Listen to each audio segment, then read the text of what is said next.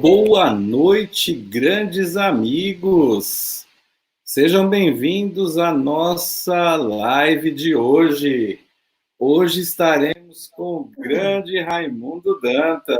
Seja bem-vindo, Raimundo.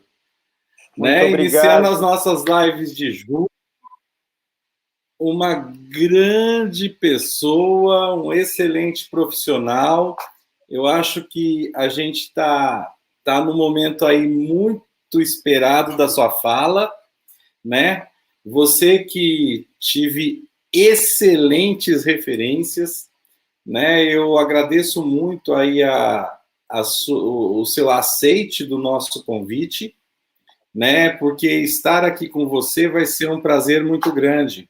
Nós já estamos aí, com 4 joinhas, o Koji Donomai, o Claudio Schettini, a Jaque Rodrigues, o Lucas Fabrício, né, que esteve com a gente também aqui numa live. O Lucas, o Claudio Schettini é da Globo, daqui da TV Tem, da região. O Koji é de Bastos, o Lucas é de São Paulo, que é gestor de projetos do Instituto Tomiotaki. Nós tivemos o prazer de estar aí juntos. E nós estamos começando mais esse bate-papo, um bate-papo gostoso aí, mais essa noite. Que vocês deixem seus comentários, façam suas perguntas, que nós estamos aqui para responder o que for possível e o que a gente conseguir, e o que a gente não conseguir, a gente manda por e-mail para vocês também, certo? Cláudio, Raimundo, muito obrigado de você estar aqui, Dantas, e eu gostaria que você brevemente se apresentasse aí para os nossos espectadores aí. Bom, Fábio, eu agradeço enormemente, é um prazer estar aqui com você, na companhia do seu instituto, das pessoas que prestigiam o seu instituto, já tão conhecido, e para mim é uma alegria também falar desse assunto, o trabalho home office, que eu tenho olhado para ele com uma maneira um pouco diferente da maioria, né? Eu sou advogado, sou professor de Direito do Trabalho, sou mentor de carreira também. Então, a gente olha para o trabalho home office, né, de uma maneira um pouco ampla, inclusive das implicações que isso tem, e um aspecto até multidisciplinar. Então, é um prazer estar aqui debatendo esse assunto, até para que eu possa aprender um pouco mais aí. Prazer enorme. Obrigado. Imagina, obrigado a gente ter uma pessoa aí com tanto conhecimento, né? Olha, a Luísa Pimenta, boa noite, abraço, Fábio, grande amiga. Eu acho interessantíssimo, Dantas, a gente falar sobre o home office, porque as pessoas tiveram que, de um momento para outro, ir para o home office. A gente teve uma dificuldade muito grande de algumas pessoas estarem aí entrando dentro desse processo de entendimento de como seria esse trabalho domiciliar, né? Como que os líderes iam trabalhar suas equipes, integrar essas equipes nesse momento tão inesperado e nunca vivido por nós, né? Algumas empresas já faziam, é claro, mas não na avalanche que a gente está tendo que fazer hoje, né? Então, assim, eu percebo que houve uma dificuldade muito grande para empresários, sponsors, estarem respondendo a essas empresas, né? Então, uma coisa que eu gostaria de te perguntar, né, seria assim: hoje, nós sabemos que teve uma reforma da lei trabalhista, né? Aquela lei trabalhista de quando eu comecei a trabalhar não é a mesma de hoje. Como que essas pessoas, né, o que a lei trabalhista fala do home office? Antes de você responder, Ana Paula Maio da Tílio, boa noite, good vibes para nós, para você também, Paula, tudo de bom. Então, falar um pouquinho para a gente, né, como a lei trabalhista vê o home office e como a gente pode, o que a gente espera legalmente desse processo, para que a gente possa trabalhar na legalidade. E isso é muito importante, até porque o nosso tema aqui trata de gestão de pessoas, né? E, portanto, enfim, o chefe do RH, ele tem que se guiar na gestão.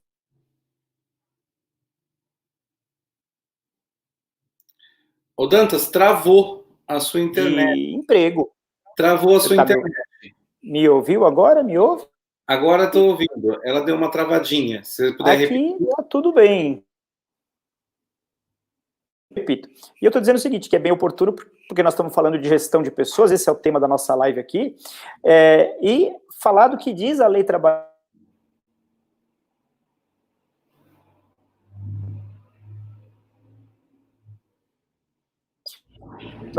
Para um trabalhista, a gente percebe que em 2017, portanto, há 3 anos, tivemos a experiência de uma reforma, uma nova lei. Eu não vou ficar citando artigos falando de lei para não ser exaustivo, mas essa lei do teletrabalho, né? Então, ela trouxe ali regras para que as empresas que adotarem o regime de teletrabalho sigam, né? E, de certa forma, tem uma mínima regulamentação. São só 5 artigos. A primeira coisa que deve ser observada, quem resolve adotar esse sistema de trabalho, realmente, ato de emprego, ele não precisa ser escrito, né? Sequer precisa ser, pode até ser tácito, mas esse modelo, o regime do teletrabalho, ele tem que ser escrito. E ele permite, inclusive, a alternância, né? De modo que a empresa, em determinado momento, em vendo interesse em colocar o empregado num regime teletrabalho, faça lá o aditivo contratual e volte à situação presencial. Isso é possível. Eu mudei a minha relação de emprego hoje para o modelo teletrabalho, que eu não posso voltar para o presencial. É importante fazer aqui um parênteses para distinguir o trabalho home office do teletrabalho, tá certo? Existe uma sutil diferença. O home office é o meu trabalho desenvolvido fora do ambiente da empresa, na minha casa. Já o teletrabalho, não necessariamente. Eu posso ter um trabalho, por exemplo, desenvolvido no cliente, né? É muito comum, empresas de sistemas, por exemplo, deslocar seus colaboradores para dentro da empresa que a contratou, fazer as operações de alteração de sistemas. Então, o teletrabalho, ele dá a entender que foi essa visão primeira, mas ele também aproveita para o chamado trabalho home office, tá? Então, a primeira coisa que um gestor tem que fazer é observar o contrato, fazer um aditivo contratual dizendo que esse empregado vai passar a trabalhar home office. A segunda coisa que tem que se prever nesse contrato são as responsabilidades, e essa é uma questão muito importante, sobre a aquisição do material que vai ser cedido ao empregado, a manutenção desse equipamento, né? Os equipamentos.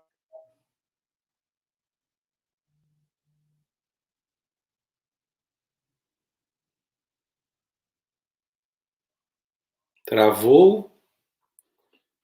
Dantas, travou. Pessoal, vamos aguardar um pouquinho, que eu acho que travou a internet dele, ele deve estar retornando em breve.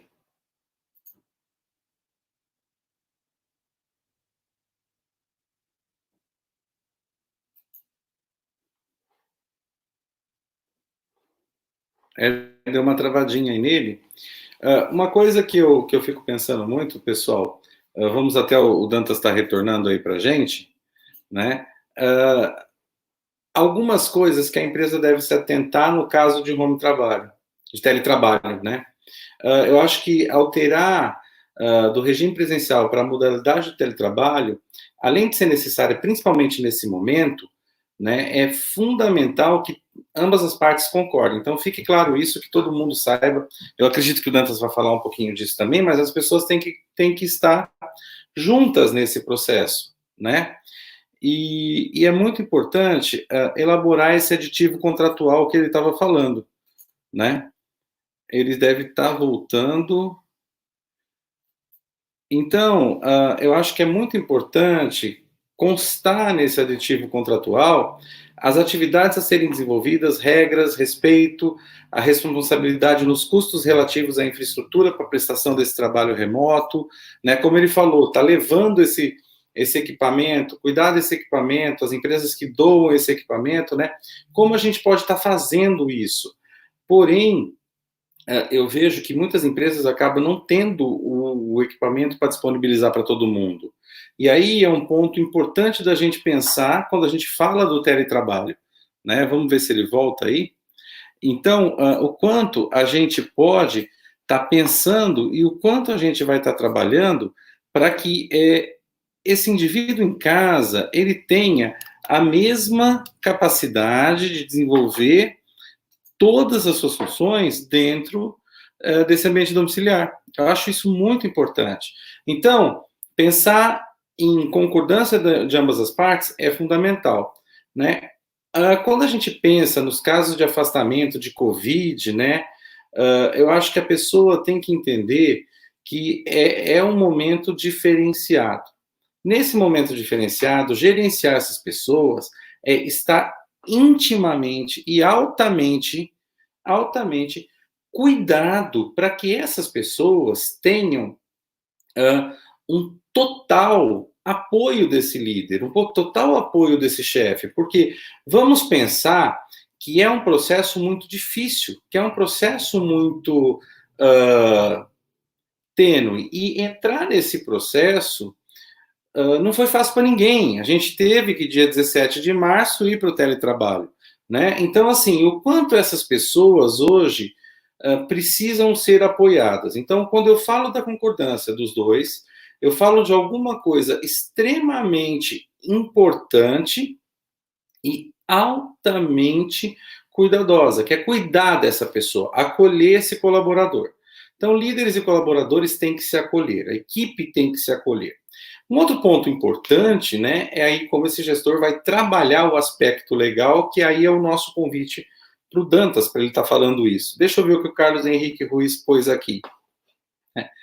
A tendência do próprio Tribunal de Justiça de São Paulo é aumentar gradativamente o número de funcionários para trabalhar em home office. Porém, algumas regras ainda deverão ser reestabelecidas, pois alguns benefícios são perdidos pelos funcionários. Porém, algumas despesas são suportadas pelos mesmos. Portanto, muitas novidades virão por aí. Qual a visão sobre essas regras que serão impostas ao home office para o Tribunal de Justiça? Vamos ver se ele chega aí, né? Se o Dantas chega, Carlinhos, se a gente vai responder para você. É uma boa pergunta, né? Porque os custos acabam sendo do colaborador, né? Não vão ser mais um custo do indivíduo. Então, eu acho que é um problema que deve ser discutido, sim. Então, eu tiro alguns benefícios, a empresa ganha alguns benefícios, mas gera-se alguns custos para as pessoas, né? Então, eu acho que, assim, é um ponto importante aí para a gente se pensar, né? A gente tem uma outra coisa, né, que a gente tem que pensar, que foi muitas empresas decretaram férias para as pessoas, né?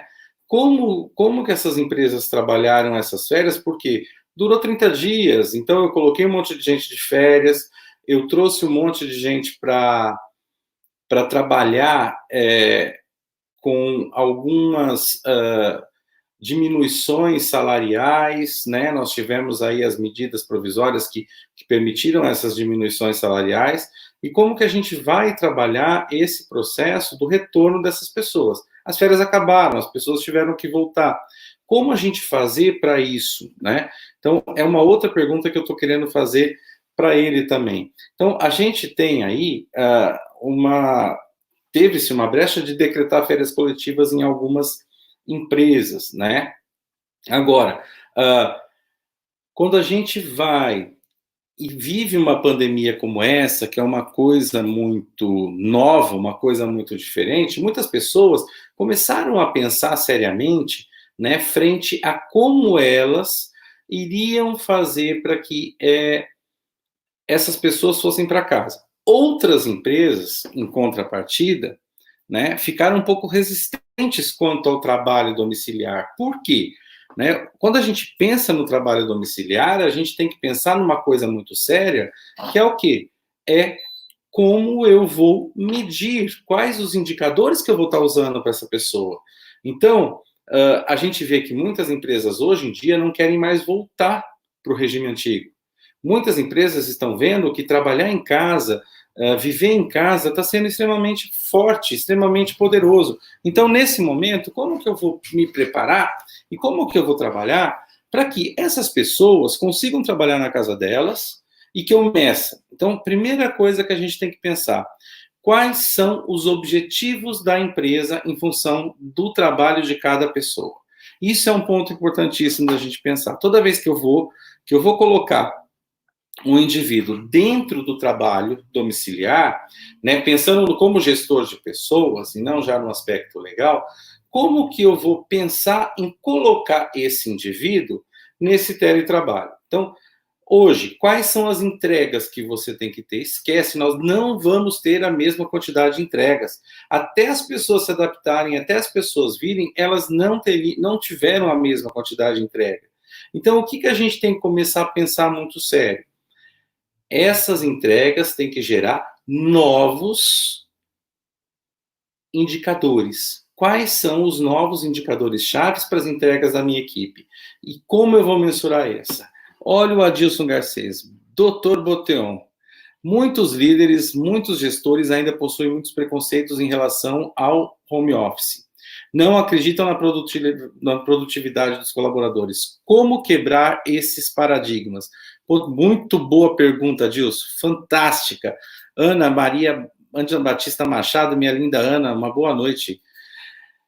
Adilson, eu acho que assim, a gente vive um problema que é geracional, né? Se eu pegar aí o pessoal Y, o pessoal que a gente está formando, que são pessoas mais antenadas, mais tecnológicas, elas vão vir e vão conseguir... Ah lá, o Dantas voltou aí para a gente. Só um minutinho, Dantas, que eu estou terminando de responder uma pergunta.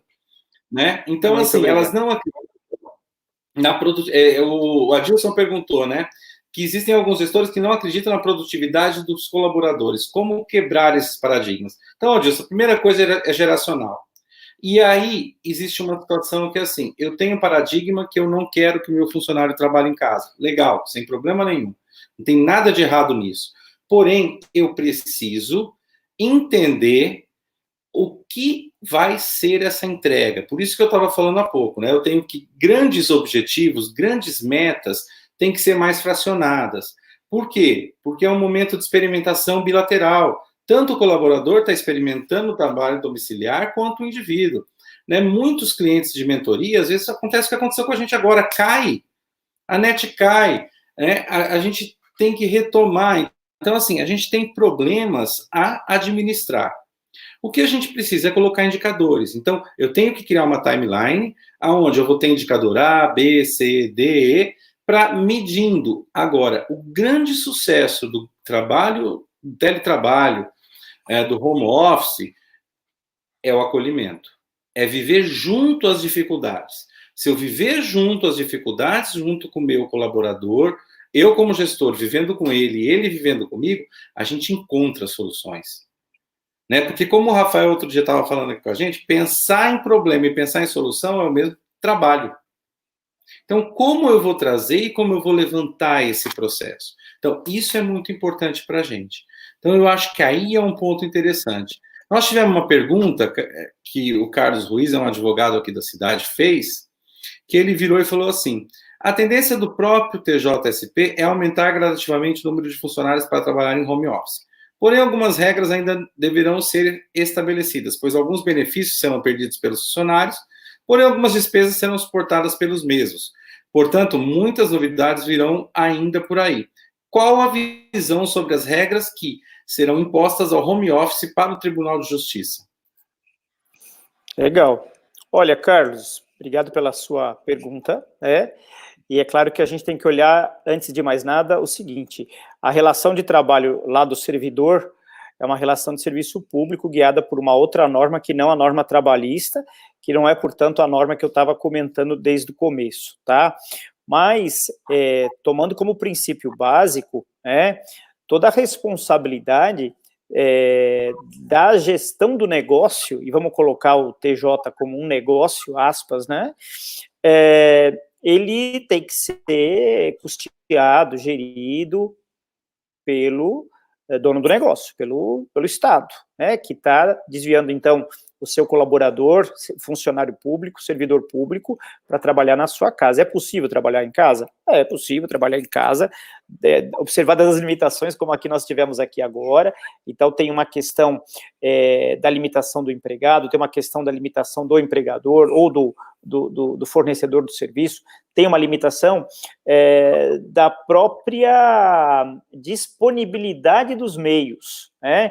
Então, uma coisa, e aí transportando para a iniciativa privada, uma coisa é a rede de internet que se disponibilizam nos locais destinados ao comércio, aos grandes escritórios, muitos grandes escritórios aqui em São Paulo, muitos prédios têm a sua rede própria de internet. Outra coisa é a internet que está na minha casa, a internet doméstica. Então, isso também é uma coisa que tem que ser considerada. Então, indo além das questões que a gente estava aqui começando a discutir, a necessidade da entrega de um bom serviço parte também pela questão estrutural, né? Então, existe uma estrutura na minha casa, na região em que a minha casa está, bem servida pelas empresas de internet, para eu poder executar um bom serviço. Tudo isso tem que ser pensado, né? Então, não é simplesmente colocar o trabalhador home office, vai lá e faz a sua atividade lá. É preciso pensar de uma maneira muito ampla em tudo que está por detrás disso tudo, tá? Espero ter ajudado aí na reflexão, tá? Oh, com certeza. Ele fala aqui também, ó, na verdade, parece que a distância da internet para o home office deve ser muito mais próxima do que parece, né? Sim, ela é bem mais próxima. Né? A gente encurta pontos. Muitas pessoas, eu vejo hoje que muitas pessoas não têm mais trânsito, elas não perdem tanto tempo. Elas conseguem ter uma qualidade de vida melhor. Né? A Juliana aí falando boa noite para a gente. Aí a gente tem aí a Josi Tenório, a Luciana de Mano, o Guilherme Egeia, o Michel Bonjardim, o Nelson Rocha, o pessoal aí assistindo a gente. Né? Então, uma coisa que vem lá do Adilson, né, que ele fala da produtividade, como a gente quebra. Então, uma coisa que a gente tem que pensar nisso também, eu acho que a pergunta dele dá para a gente fluir para uma outra pergunta, né? Como que esse empregador vai adotar esse regime? Porque a gente teve que sair de um minuto para o outro. Todo mundo teve que ir. Legal. Então, fechou tudo, foi. Né? Mas agora, no momento em que a gente começa a ter uma flexibilização, de algumas pessoas podem estar trabalhando em casa, outras não podem, como o empregador vai agora estruturar esse retorno, Dantas, e legalmente, entendeu? Não sei se eu fui claro na pergunta. Eu entendi, sim. Na verdade, é exatamente isso. Acho que de março, né, naquela emergência da situação, nós resolvemos a questão emergencialmente. Então, emergencialmente, se vai para casa, pega o seu notebook, trabalha na mesa da sala de jantar, né? Tudo bem. Agora vamos transformar isso em definitivo. Que bacana, foi legal, é bom. Será que é bom? Eu não sei se é bom, é uma questão para se pensar bem ampla, tá? Mas ok, vamos partir da ideia de que foi eleito esse modelo. A eleição desse modelo não tira do empregador, e novamente, falando em relação de emprego, falando em CLT, as obrigações desse empregador. Primeira obrigação, o empregador é responsável pela atividade econômica. O empregador, então, é responsável por não só dar o trabalho, mas por dar as condições de trabalho, e mais do que isso, dar as condições adequadas de trabalho. Tá? Então, quando eu olho por tudo que há de trás dessas coisas que eu falei, o dar o trabalho com as condições adequadas de trabalho, eu passo, por exemplo, pelo custo disso, né? Então tá, quem vai custear a internet maior que eu gasto, a luz maior que eu gasto, né? Quem vai custear as minhas despesas de insumo? Eu estou na empresa fisicamente, todos os insumos que eu estou usando naquelas 8 horas de trabalho é de responsabilidade do empregador, né? Então, me abre uma perspectiva. O empregador vai ter que dar ajuda de custo para o empregado que vai trabalhar home office, né? Será que, opa, está trabalhando em casa, então eu posso cortar o vale-refeição, né?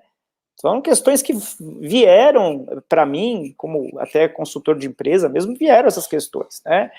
Ok, vai cortar o vale-transporte porque não tem mais transporte, mas no lugar dela tem outros custos. Aumentou a energia elétrica que você consome, né?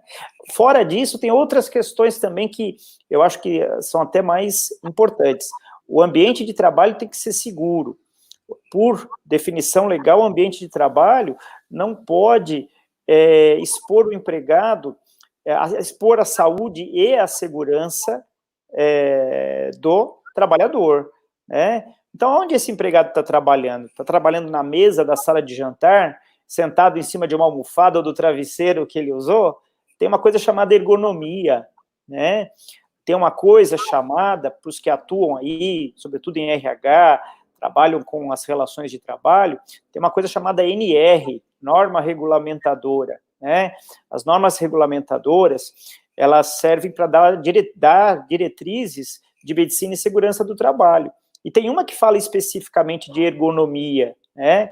Então, eu, lá na empresa, no ambiente de trabalho que a gente desenvolve a nossa atividade, tem um ambiente que foi pensado para um bom trabalho, para um desempenho de uma atividade digna, saudável, fora de riscos de acidente, né? Até o piso, em tudo se pensa, né? O piso, o fio que está no meio, ou que não está no meio, tudo isso faz parte do trabalho do técnico de segurança do trabalho. Existe uma outra necessidade quando se fala em ambiente de trabalho, e é um programa, chama Programa de Prevenção de Riscos Ambientais, né? E isso é obrigação do empregador. Como é que fica isso? Tudo, agora que se decidiu desempenhar o trabalho definitivamente home office, né? Então, essas questões, elas têm que ser passadas pela reflexão do empregador, do gestor, né? Do pessoal do RH, e isso tem implicações. Se acontece um acidente de trabalho, né? O empregado estava mas ele estava na casa dele, tá? Ele estava na casa dele, mas ele estava trabalhando. Então, são questões bem que chamam bem a reflexão. E aí a gente vê um ponto que eu acho importante, que as pessoas acham assim, não, vamos todo mundo trabalhar em casa, só pegar um computador, está tudo resolvido. É isso mesmo. E o desgaste do meu computador, a empresa tem que pagar? Pois é, boa pergunta, né? Então, veja, quando eu estava lá, que fui interrompido, aí me perdoem, eu estava falando exatamente isso, que existe uma necessidade de um contrato, esse contrato tem que prever que equipamento vai ser utilizado, é o equipamento do empregado ou é o equipamento do empregador?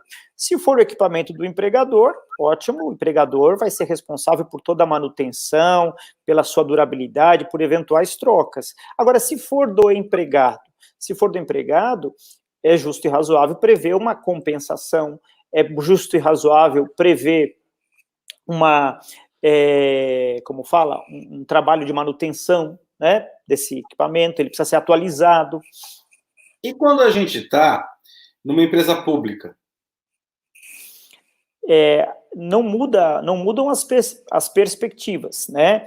Salvo o melhor juízo, e aí eu vou falar como uma perspectiva geral, salvo o melhor juízo, não há regulamentação específica, né, como há na CLT. A CLT foi reformada em 2017 e tratou desse teletrabalho, né?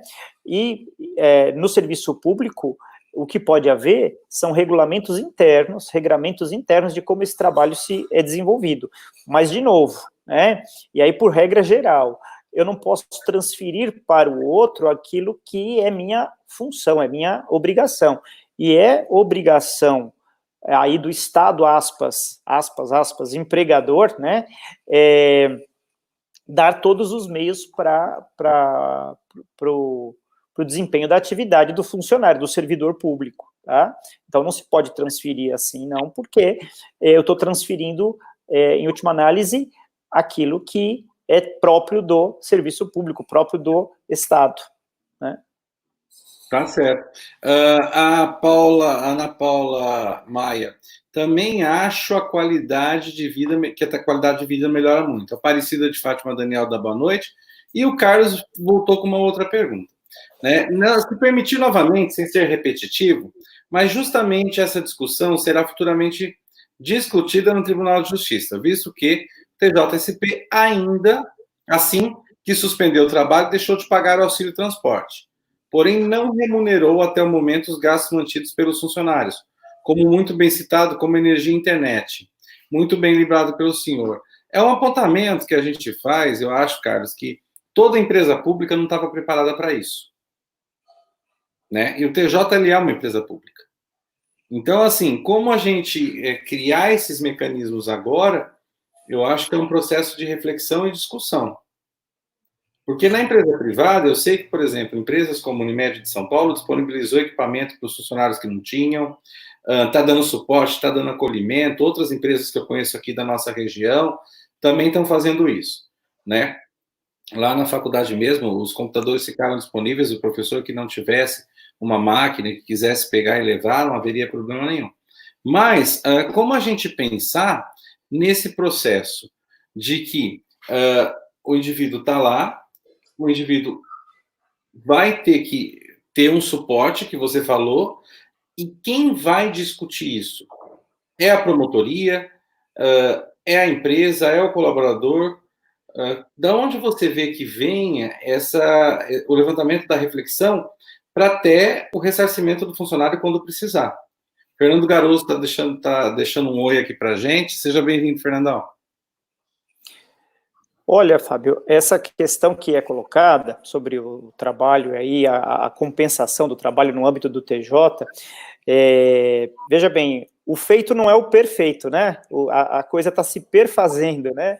Então, até em se tratando de Estado, né, e o TJ é um elemento da máquina do Estado, é preciso lembrar que todo o custeio dessa máquina, ela prescinde de orçamento prévio, né? Então, não é como numa empresa que vai se dar um jeito da noite para o dia, né? Então, no Estado é preciso fazer um orçamento prévio para daquilo que vai ser, que vai custar o ano que vem, né? Então, é claro que tem aí o interesse do servidor público, que por meio, por exemplo, das suas associações, dos seus sindicatos, podem levar bandeiras para a discussão, talvez para o próximo ano, para o próximo orçamento, né?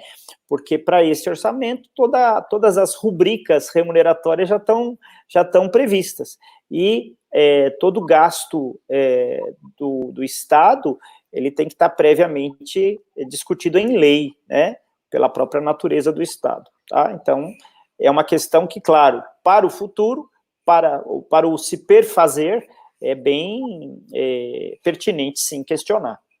No nosso questionário, quando eu coloquei das lives do mês lá, veio uma pergunta que eu achei muito interessante para você, Dantas. A empresa pode me obrigar a ir trabalhar presencialmente nesse período de pandemia?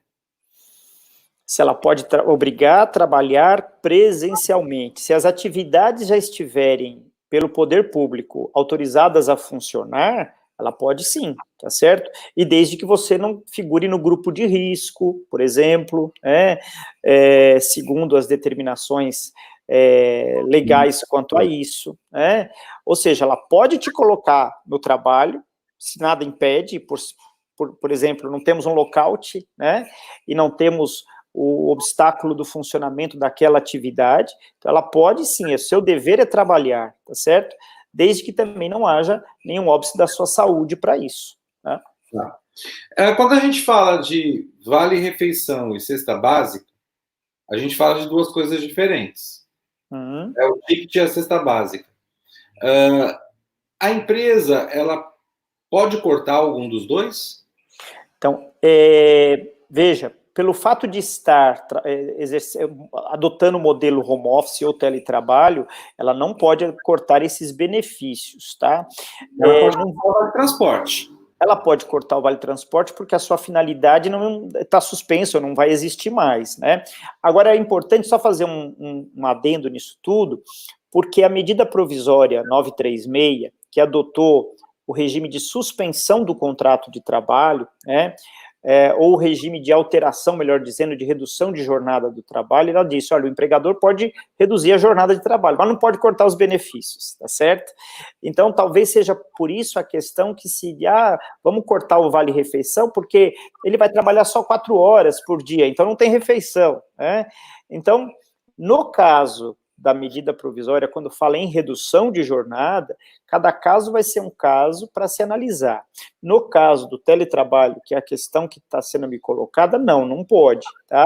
Não pode cortar esse benefício. Primeiro que está previsto em convenção, faz parte de uma coisa chamada Programa de Alimentação do Trabalhador, né? Que tem lei própria, né? E aí é uma obrigação da empresa colaborar com a alimentação do trabalhador, ele vai continuar se alimentando. E a cesta básica tem uma outra natureza, provavelmente tem uma natureza prevista na convenção coletiva, tá certo? Lá pode até ter alguns requisitos, por exemplo, se o empregado não faltar durante o mês, vai receber a cesta, ok, tá valendo, mas uma coisa é o vale-refeição, outra coisa é a cesta básica. O vale-refeição continua sendo obrigatório nesse modelo home office, porque continua havendo a necessidade do empregado se alimentar. E faz parte do programa de alimentação do trabalhador. Ô, Dantas, Marília Egeia está dizendo boa noite. Boa noite. Nós tivemos aí o Gianfranco Muncinelli, é um professor amicíssimo meu, já fez uma live aqui com a gente, ele trabalha com Lei Geral de Proteção de Dados, lá em Curitiba, uma pessoa de altíssimo conhecimento, agora até lançou um canvas para LGPD, bem legal.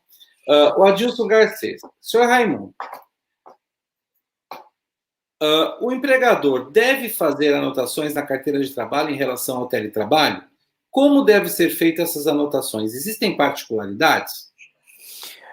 Boa pergunta, Adilson, porque é o seguinte, o teletrabalho gera uma consequência, tá? Ele pode, melhor dizendo, gerar uma consequência. Pela existência do teletrabalho, simplesmente não existe necessidade de se fazer essa anotação na carteira, porque a lei não previu essa necessidade, pela simples adoção do teletrabalho. Se o gestor quiser, tem uma parte na carteira de trabalho, sinceramente eu não sei se mudou por conta da carteira de trabalho eletrônica, mas tem lá uma parte chamada anotações gerais, tá? Então, nada impede que nas anotações gerais se registre essa condição. Mas, se for aquele modelo que vai e volta, vai para o teletrabalho, volta para o presencial, pode ficar difícil. Necessidade não há. Agora, tem um detalhe. Uma consequência possível do teletrabalho é o empregado ficar de fora do regime de jornada, né? E o que significa ficar de fora do regime de jornada? O empregado que faz trabalho nesse modelo, né, teletrabalho, ele não terá direito a horas extras, por exemplo, ele não terá jornada fiscalizada, né? Ele não terá nenhum dos direitos relativos ao regime de duração de trabalho, ou seja, ele não está obrigado a observar intervalo de 1 hora, por exemplo, tá certo? Então, nesse caso, convém anotar, assim como as outras duas hipóteses, que são, rapidamente, o gerente com função de gestor, né, o gerente que exerce uma atividade de gerência propriamente dita, de gestão, e quem trabalha externamente, né? Quem trabalha externamente também não está sujeito ao regime de duração de trabalho. Então, agora nós temos 3 hipóteses, além dessas duas, gerente e o trabalhador externo, também temos a hipótese do trabalhador em regime de teletrabalho. Ele também está fora dessas condições. E aí, convém anotar, né, Adilson? Se você é gestor de RH, convém anotar sim. E essa é uma consequência. E que, se me permite, Fábio, me leva a uma outra consequência, né, que talvez seja uma questão que resvale aí na produtividade. Como é que eu acompanho o trabalho do empregado em regime de teletrabalho? Né? Posso acompanhar? Não posso acompanhar? Né? Olha, é claro que pode acompanhar, né? Mas se você optar por esse teletrabalho sem a fiscalização de horário, porque é possível você adotar o regime de teletrabalho com fiscalização de horário ou sem fiscalização de horário, que você, então, faça o acompanhamento da atividade de uma maneira diferente daquela maneira de fiscalizar a jornada, que horas entrou, que horas saiu, fez uma hora de almoço, não fez, entendeu? Então, o acompanhamento da produção é legítimo, o empregador pode fiscalizar nesse sentido. O que ele não pode fiscalizar é a jornada, se ele adotou o regime nesses termos, sem fiscalização de horário. Tá? Eu fui claro, será? Bem claro. O Fernando Garoso, ele está perguntando aqui para a gente um negócio. Os colaboradores que agora em tempo de pandemia ficam expostos ao atendimento à população, estando expostos, poderão ter o direito à insalubridade? Boa pergunta, né? Bom, vamos conceituar insalubridade, né? A insalubridade é aquele trabalho que me coloca numa condição de exposição que atente contra a minha saúde, né? Só que não é qualquer ofensa à saúde. A própria lei vai dizer o que é essa ofensa. Ruído, por exemplo, excessivo. Então, tem lá um número de decibéis que eu posso suportar, ultrapassou aquilo, eu vou estar sujeito a uma condição insalubre. Trabalhar sob umidade, né, é uma outra situação. Trabalhar em ambiente que me coloca em contato com riscos biológicos, né, por exemplo. Então, sim, se do seu trabalho advier essa situação, ok. Agora, eu não sei se ele tem alguma questão específica que, em razão da pandemia, se colocasse nessa situação. Não sei se ele está pensando como trabalhador da saúde, alguma coisa do gênero. Foi isso que ele quis dizer, será, o Adilson? Eu acho que num contexto geral, né? Tá, então, talvez eu tenha esclarecido aí. Sim. O Adilson, ele volta com uma outra pergunta interessantíssima. Empresas de grande porte são obrigadas a ter o controle de registro de ponto. Como cumprir essa obrigatoriedade para esses colaboradores que estão em home office? Perfeito. Olha, Adilson, também teve uma mudança recente, né, de qual o número mínimo para se ter esse controle. Uma empresa, para ter a obrigatoriedade de controlar o horário dos seus empregados, ela tem que ter no ambiente de trabalho mais de 20 pessoas. Teve mais de 20, é obrigatório ter o controle, um cartão de ponto, um login de entrada e saída, enfim, teve mais de 20 empregados, precisa ter isso. Antigamente eram 10, agora são 20. No caso do home office, no caso do teletrabalho, como eu disse há pouco, você, empregador, pode determinar se esse teletrabalho vai estar sujeito a uma fiscalização ou se não vai estar sujeito a uma fiscalização de jornada, tá? A novidade é que a reforma trabalhista, ela diz o seguinte, você pode colocar esse empregado como alguém que não está sujeito à fiscalização, é uma exceção à regra, né, a regra dos 20 que eu acabei de falar. Então, por isso que eu até sugeri que se colocasse na carteira de trabalho, sim, essa condição. E aí não há controle. Agora, se você prefere fazer o controle à distância, e existe essa possibilidade, existem programas de software que permitem isso. Eu não me recordo o nome aqui agora, mas você pode também fazer pelo regime de login e senha, né? Login de acesso e de login logout, né? Que as pessoas falam. Então, você vai estar assumindo uma obrigação que a lei está dizendo que você não precisa, né? E aí eu posso assumir algumas horas extras, algum adicional noturno, né? Exatamente. Aí a gente sempre questionar os dois lados, né? Exatamente. Vale a pena? Exatamente, vale a pena. Já que a lei está dizendo que eu não preciso, pode ser que seja mais conveniente. Eu acho que o mais importante hoje é a produtividade. Então, o É. quanto, e aí vem a grande pergunta que eu quero fazer para você, né? Como as empresas podem avaliar o desempenho do trabalho e a produtividade? Ok. Olha, eu acho que aí toca também numa outra reflexão que eu venho fazendo, que sobretudo partindo do próprio empregado, ele conseguir delimitar o seu tempo, né? E essa é uma tarefa difícil, né? Acho que foi a Ana Paula que há pouco estava festejando aí o trabalhar em casa, o trabalhar home, né? Mas veja, se eu misturar as duas coisas, trabalho e casa, né? Talvez eu me perca um pouco, e eu tenho ouvido muito isso, nossa, parece que eu trabalho bem mais, né? Porque você chega e senta na mesa da sala de jantar às 8 da manhã e vai sair 10 horas, 11 horas da noite se deixar, né? Então é preciso você fazer, você mesmo empregado, fazer uma gestão do seu tempo, né? E delimitar a área, né? Olha, aqui, nesse momento, eu estou trabalhando. Nesse momento, eu não sou pai, não sou mãe, não sou filho, eu estou desenvolvendo a minha tarefa profissional, porque eu tenho uma questão para desenvolver.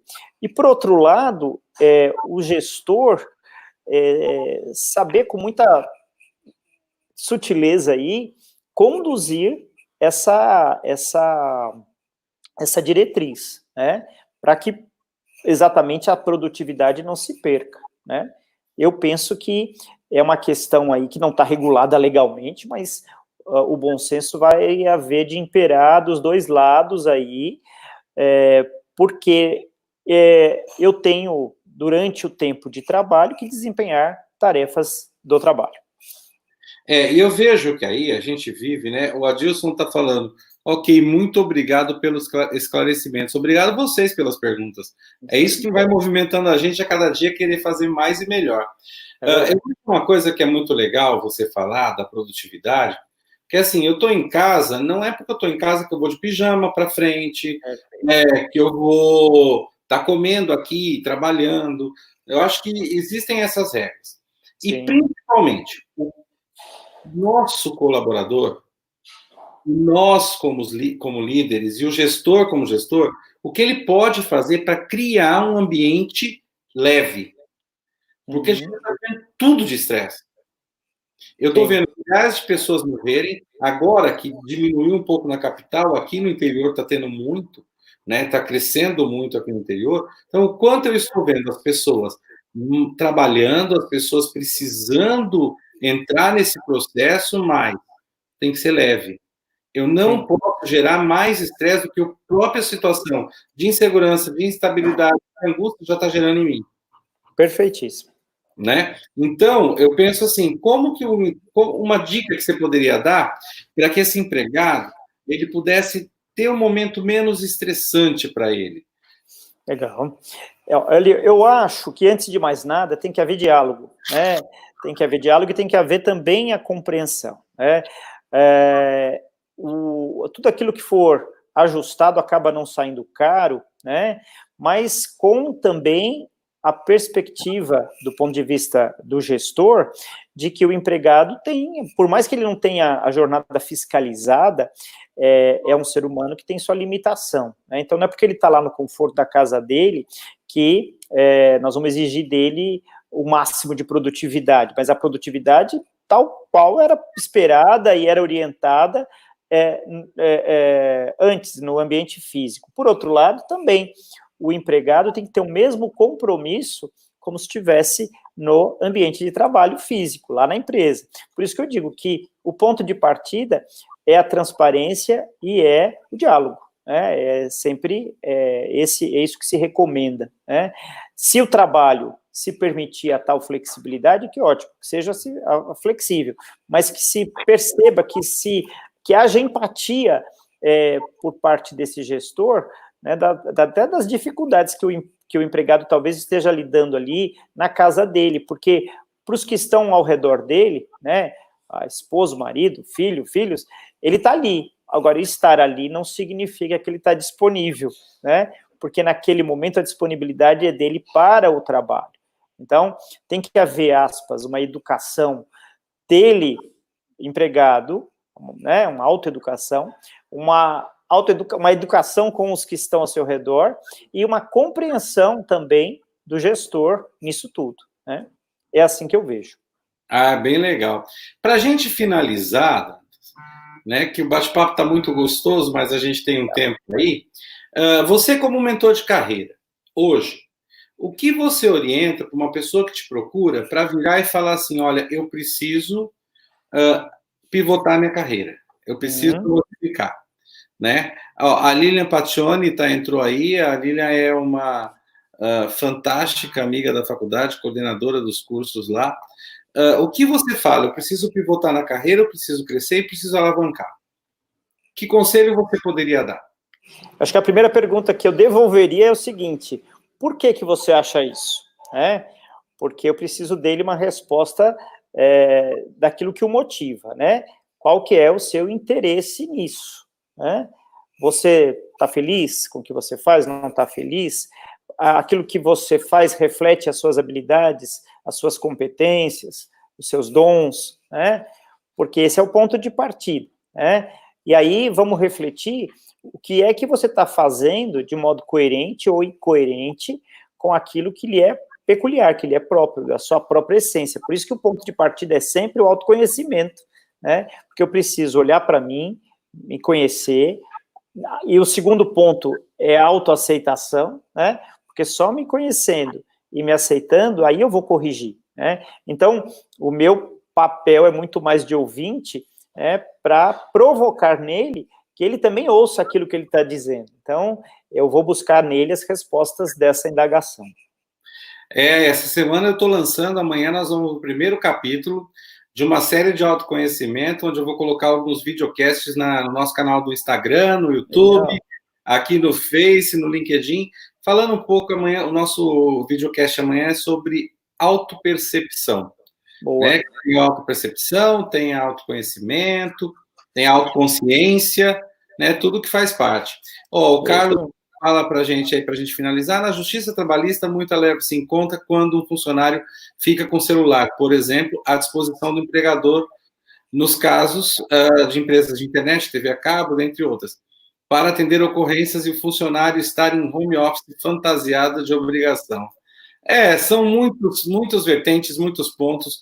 Se a gente for pensar, né, Dantas, eu acho que a gente tem muitos questionamentos, muitas respostas, mas é um momento bem difícil, um momento que eu acho que, aos poucos, ele vai se alinhando com as necessidades. Eu vejo que, assim, os empresários, eles morriam de medo do funcionário ter o WhatsApp. Hoje eles estão desesperados para que o funcionário use o WhatsApp, né? Você não leu o WhatsApp? Você não leu a mensagem? Pelo amor de Deus, eu te mandei uma mensagem. O Carlinhos falou também aqui para a gente, ótimo bate-papo, muito obrigado. Eu que agradeço. Lilian, querida, você é uma querida, Lilian. Nossa, muito saudade para ter um papo presencial com você. Logo tomaremos um café. Dantas, muito obrigado. Falar com você foi um grande prazer. Né? Tenho que mandar aqui em público um beijo a Cris Cintrão, que nos apresentou, nos aproximou. E vamos fazer mais bate-papos desse. Porque eu quero muito trazer você, Dantas, para a gente falar de carreira. Para a gente conversar de carreira. Né? Eu e a Cris, nós trabalhamos com alguns games para mapeamento de competências do MOB, da Arbash Innovation. Então, a gente vinha aí, a gente podia, o mês que vem, fazer uma de carreira, um bate-papo aí coletivo. Mas a gente vai marcar, tá certo? Tá bom. Obrigado, que você seja muito abençoado, que a sua carreira seja muito abençoada. E foi um prazerzão estar aqui com você. Muito obrigado. Prazer foi meu estar aqui com você, prestigiando o seu instituto, o Instituto Boteon. Obrigado a Cris Cintrão também, pela gentileza aí da aproximação. Te desejo muito sucesso aí com seus lançamentos a partir de amanhã. E realmente foi um prazer dividir aqui com vocês. Muito obrigado e pelo aprendizado, sobretudo. Sucesso. Tudo de bom, um abraço. Grande abraço. Pessoal, terça-feira que vem nós vamos estar com o Flamarion Cisneros. Ele é uma pessoa que fala de transformação digital como ninguém. É do Recife, vai estar aqui com a gente. Um grande parceiro do Sebrae também. E não percam o nosso bate-papo na próxima terça-feira com o Flamarion. Grande abraço, Fiquem com Deus e um ótimo final de semana. Um abraço.